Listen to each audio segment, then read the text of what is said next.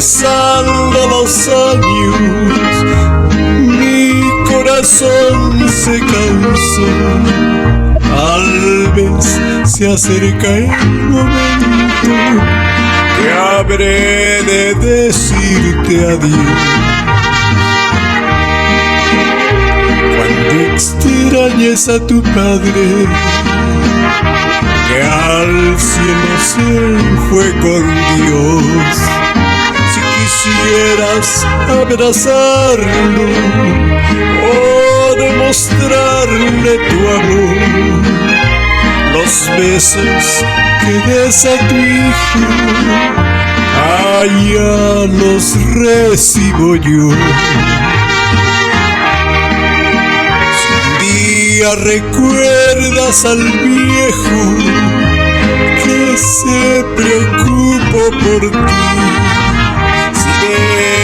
quisieras un beso y ya no me encuentre aquí, a tu madre pídele uno de tantos que yo le di.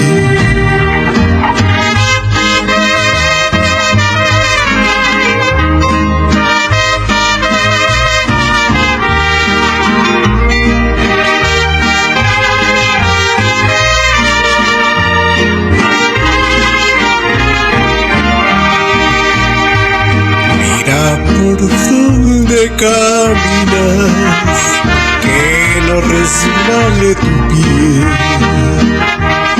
Procura seguir mis pasos, donde firme caminé, y evita topar con piedras con las que yo tropecé.